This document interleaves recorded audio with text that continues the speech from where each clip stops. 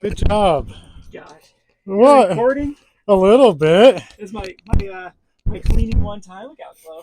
It's all good. I had to get it on camera. Well, That we have can proof. splice So that. the thing is, I can use this against you though when you say I never do anything. Oh, well. So I never say you never do anything. there we go. We're clipped on and ready to go. So just first of all, I want to appreciate all of the kind words and the support. But I also want to preface this that I don't want pity. I don't want your sympathies. I actually do. If you do sign up for our Patreon, you do support the store. I want to get a dog that doesn't Really, knock Bumpkins? things over. Really? We're busy. Bruce, get him. I want to be able to earn your trust and your support. So I've had so many patrons reach out and be like, "Hey, how can I help move some dead product? What can I do?" Which is I am very thankful for it because we have been a lot of stuff building up. A lot of it's just been my fault because it's just been such a cold market that I didn't want to liquidate this sort of stuff. But I want to kind of show you some that's going on here. I think it'd be fun to do a video for one of our patrons. Maverick said, just give me a boatload of stuff that my kids can destroy. I can, stuff that's cheap, stuff that hasn't moved, and it'll be fun to open up. And I guess it. Really is a buyer's market right now because this is quite the haul for. I think this is like $750 worth of stuff, and it's quite the haul of recent products that actually aren't too terrible. I didn't choose some absolute stinkers in here. Like everything has decent resellability, and there is a market for it. But it's kind of fun to look at this sort of stuff and just realize, especially Magic, just how much crap has come out. And it's not crap. This was stuff that used to be hot sellers and is no longer desired whatsoever because of Wizards just keeps pushing the envelope. They just keep creating products that push out old products. And then it leads to buyer's remorse. It leads to, well, double buyer's remorse. It leads to buyer's remorse as far as the stores are concerned, and then buyer's remorse as far as the customer is concerned because, when their product is devalued 50, 60, 70, 80% just a few months later because they've pushed out some FOMO product. Like now we have Caverns of Ixalan, and it just seems like it's another master set that's camouflaged as a standard set. How many of these in a row can they do before they're just going to run out or they have to continue to push the envelope? But anyway, we're not going to run this video. We are going to give our big thanks to Maverick for sponsoring this mystery box, which I love doing these, especially when people are like, just make me something. So let's go over the products that are contained in here. I hope you have fun opening this stuff. First of all, we'll start with Pokemon. So we have the Morpeko V Unions. These things could age well. The problem with V Unions, we've seen the Mew ones do extremely well, the Mewtwo ones do extremely well because when these become playable, these actually become sought after. The problem is they double did them. They double printed the Morpekos. This was just a weird product for them to do. It is the same card, isn't it? Yes, but the only way you can get V Unions is by buying these. So long term, I know you're going to crack these, Maverick, but long term, I actually think these are decent holds.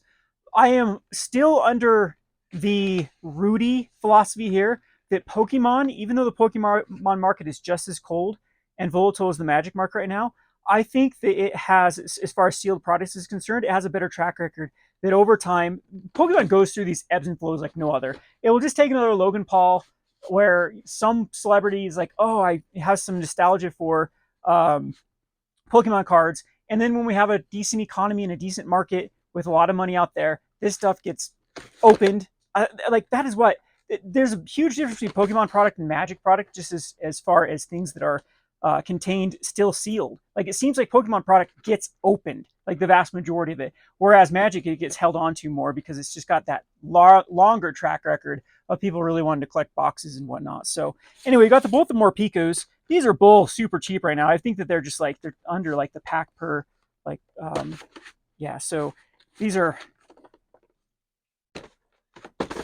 hopefully like something you'll have fun with. I don't know if your kids actually like cracking Pokemon, but then these ones are fun too. These are the V-Stars. So we got the Kleavor and Lucario. Same thing with these. These have promos. I know Lucario is one that is a very, very popular Pokemon. Kleavor, not so much, but Lucario's already starting to go up in value. Kleavor, it's got some pretty trashy packs in there with the Fusion Strikes and whatnot. I think there's some better packs in this particular one. We got the V-Star collections here. It'll be fun to open. Now, these things are so hit or miss with Pokemon. So one of these is actually going for a pretty decent price. I think it's the Chen Pao because it does see play. and the Tinkaton as well. I think these are exclusive. Like the tier 1 deck. Is it? Yeah. Oh, did you look it up? Yeah. Look at Zach actually looking at Pokemon. I thought Charizard was tier 1 for a while. It was like taking over everything. Yeah, I think Mew is tier 1 again, but I don't even know it these days. But I know these. I believe these are exclusive through the battle decks now. I don't quote me on that because I might be wrong. But I thought that's the only way to get this Ampharos, because Ampharos does see play in a deck as well. And these are kind of cool though. You know, there's actually some arbitrage opportunity with these battle decks every now and again, because they'll have like Battle Pass VIPs in them. Maybe this one doesn't have in it, but there are times when just the nest balls in here and the trainers can actually sell for like more than the battle decks are going. But these are great ways to get into Pokemon is the battle decks. They don't sell well because Pokemon is still more of a collector game than a player game. We're seeing that change little by little, where these are going to start to have more demand because people are trying to get into the game. The battle decks are always good ways to get into them. I think going to the higher up levels, like the level 3 ones where they call them like the battle decks. No, what do they call those ones?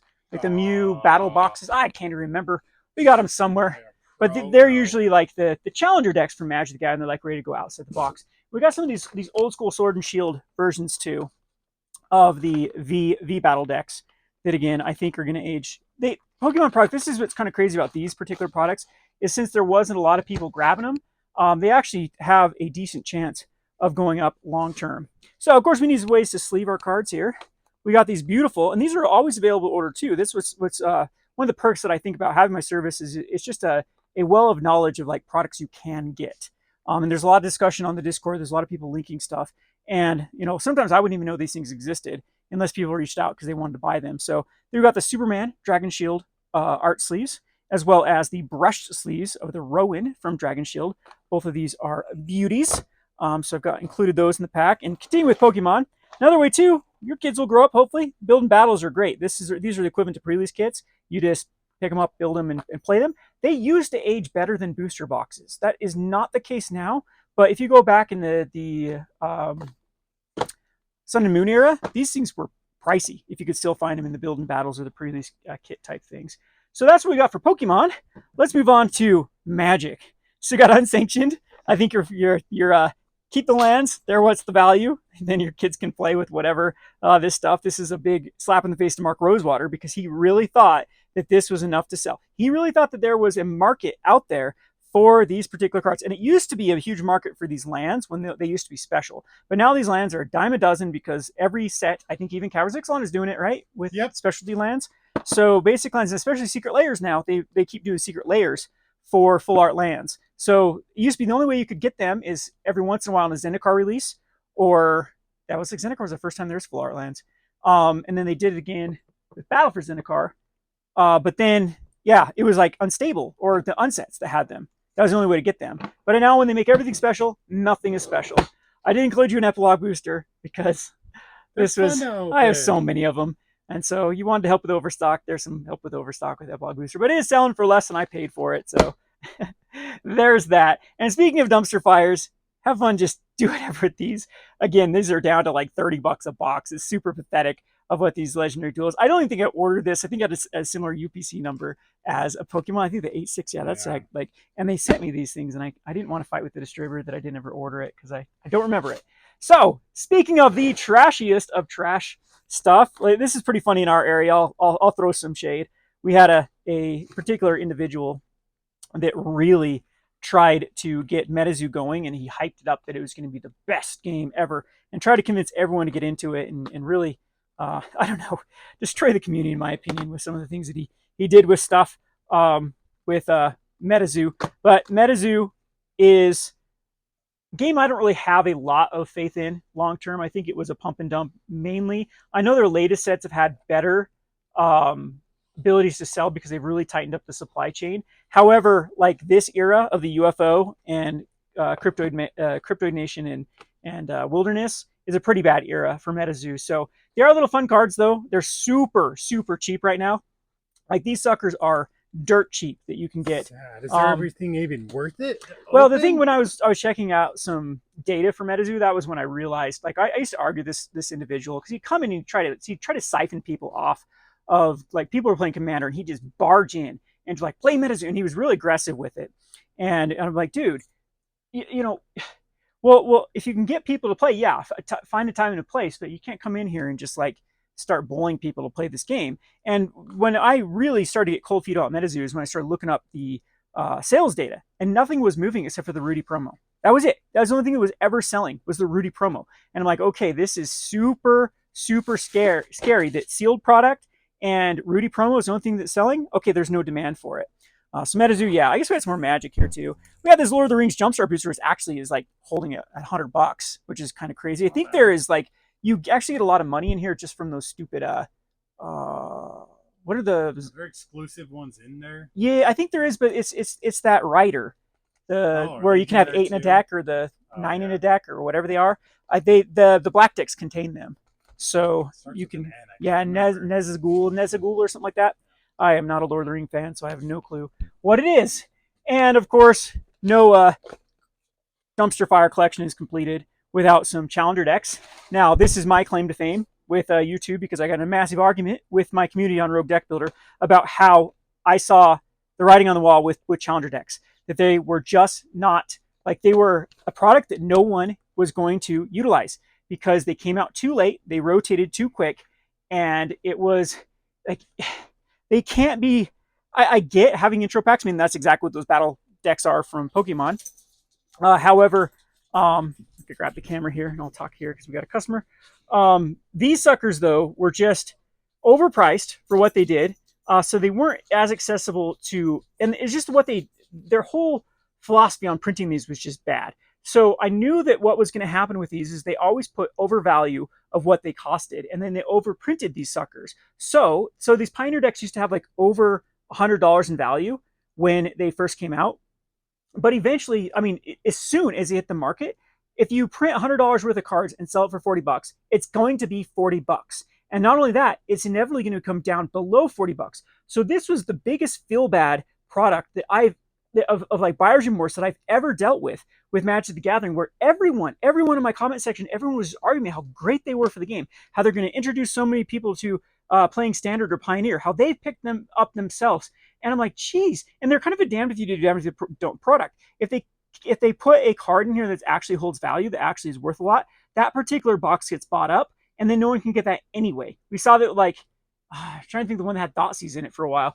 And so you'd have like a bunch of the same deck. If you go to a store, they'd be loaded with these ones that were kind of lackluster, and all the good ones we bought up by people just trying to piece out the singles. And in my opinion, there's better ways to get people into playing the game than I think that is kind of what the fun is with Magic the Gathering, is collecting towards decks, to building decks, to painstakingly finding the singles for decks. And should these exist? Absolutely. But in the quantities they're doing them and the philosophy they had with these challenger decks, especially putting rotating cards, that's what used to really bug me about these stupid things, is they'd use the cards of yesteryear. So you'd have like a 4-month window of actually playing this stupid deck before the vast majority of the cards would rotate. It was just a terrible, terrible model for the challenger decks. It ended up being a product for no one because it was just, yeah, some were pretty competitive, some were, I know that someone played the Gruul deck from Pioneer. Wasn't there a Pioneer Gruul one? I think it was, and actually like won a major tournament just right out of the box with the Gruul one. So I mean, they are a great accessible way, but I think we have to go back to the whole point with Magic, with Wizards of the Coast, is they have to pick what type of products are going to come out. They can't do it all. They can't do master sets and have slots and caverns of Ixalan or Brothers War or Wilds of Eldraine. They can't do these set boosters where they have the list slots and then expect to do mystery packs. They have to choose how to release these products, when to release these products, and why to release these products. They can't just throw darts at the board and whatever one sticks and then just cut their losses on everything else, because eventually this is what happens.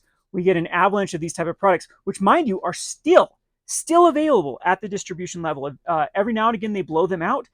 There have been some opportunities to piece these cards out and actually sell them for more than they're worth. In fact, that is a video that I need to do for the Rogue Market, because there are a ton of these products right now. It just seems that everyone, like the days of mass box openings are gone, because everyone is just so, that whole industry got killed so bad with everyone competing to the bottom. The race to the bottom was selling singles. That now it's actually viable again with sealed product now being the oversaturated thing. That there's actually now a need for people to break down these particular products just for singles. I've noticed a plenty of the commander decks that have had positive, what we call EV, expected value of what you, well, actually, it's not even EV in these box sets. It's just value that's in these ones because you know exactly what you're getting. And it's actually surprising that some of these will even be on like Card Kingdom buy lists. You can actually piece out the cards for more than the deck ends up costing. But anyway, they are, as a product in a nutshell, like as the idea of having an intro level deck to standard, or just a deck that you can play out of the gates. It's a good idea. It was terrible execution, in my opinion. So again, everything is so nuanced with why I try to critique a product, and hopefully I can actually convey that, come across that well in these videos. Sometimes I'm a pretty bit sporadic on my thought process. I definitely need to take some ADD medication sometimes because my thoughts are so fleeting and like I said, wild. But yeah, yeah, that's Magic. Just they can't take this strategy anymore of throwing darts at the wall. That's a good analogy for it because that's what they do. And they're almost like bureaucracies at this point.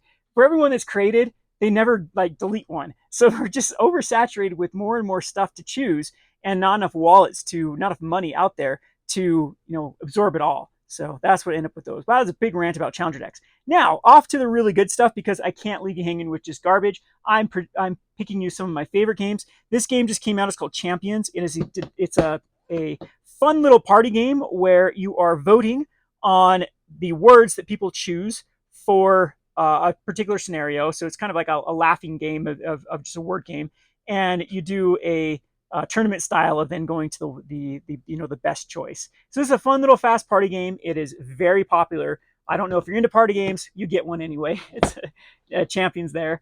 One of my favorite card games. This is Point Salad. This is one of the quickest, most fun games. Like the things that kept me away from board games for so long were games like Apples to Apples or Phase 10 or Uno or Monopoly, because even though they were simple card games, they were boring luck games. It was just like super luck. Like Point Salad is a fast card game. It's simple to learn, and there's not a lot of luck involved. Yes, you have to kind of get lucky with cards turning, but all you do in Point Salad is you take either a point card or vegetable cards to score your salad, and at the end of the game, you just score up all your point cards to how many vegetables you have. So it's kind of fun. You can be mean in this game by cutting your opponents out because you can see they're going cabbage to start stealing all their cabbage, or you can be, super cooperative and not take other people's stuff. But this is fun to play over rounds where it's like, okay, I got 50 points this round, but maybe I got 65 this time. So maybe I didn't win either one of the games, but my sum of the two rounds is actually higher than everyone else. This is just a fun, quick game that gets to the table quite a bit. And what I like about like Point Salad is it's one of these games that bridges the gap between gamer and non-gamer. Ignore this 14 plus. Little kids can play this. It's a super simple game. Highly, highly recommend Point Salad. Then we have the Citadels. Citadels is one of the best player counts of over 5, I would say. I think it plays up to 7. And this is a quick city build game where once per your turn, you're going to be drafting these cards.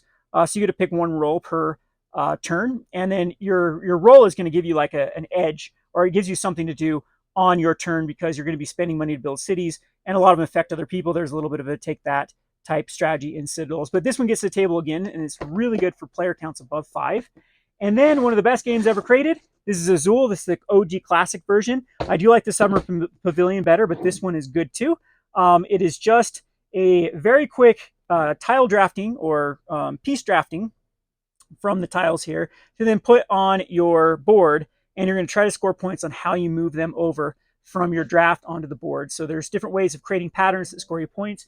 Nice little abstract game. Azul is very fun, and it's a bestseller at this point, so I wanted to include some things that you would at least find enjoyable while taking all of this bulk. And like I said, I don't think any of these options here were necessarily terrible here. I mean, the Yu-Gi-Oh box, it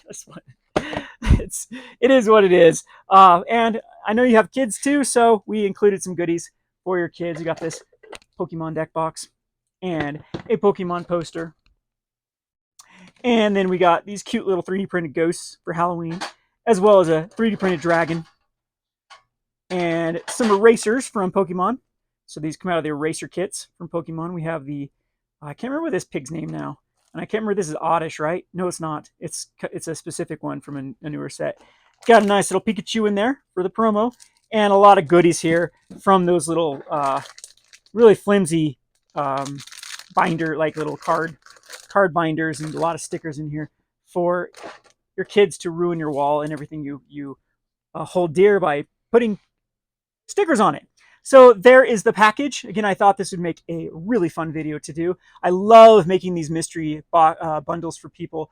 They're a pleasure to put together. I like to think about each individual patron and what their needs are, and try to kind of put together something I think they'd find enjoyable. I think most people have enjoyed their mystery boxes. Let me know in the comment section if you have purchased a mystery box from me and how well that was received. We've done a lot of Pokemon before. I just did have a gentleman reach out to me like, hey, I've got a lot of kids. They like to open up stuff. What are some good stuff just to open up and have fun with? Well, I got you covered there. If you want to take a gamble at a mystery box, I think I won't disappoint for a good box opening experience. Love also to put together like 2-player kits is what I like to call it, where includes sleeves, binders, deck boxes, and play mats sometimes. It all depends on what your needs are for what I call the 2-player kits. And typically what I do with that for Magic is just include a bunch of pre-release ones that you can then play with your opponent. So you can start with like Zendikar Rising and play it out, and then move on to March of Machines. And so it's just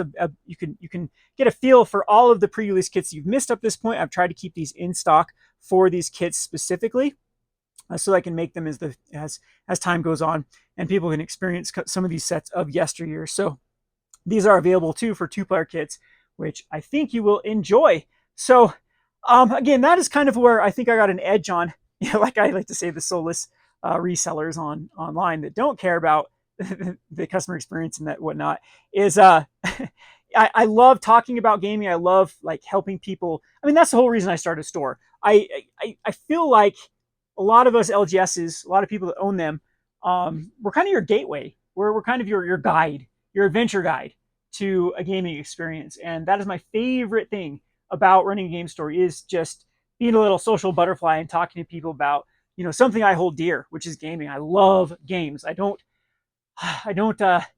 go to the club or go to the bar or go, what do people in my generation do? Golf? Bowl?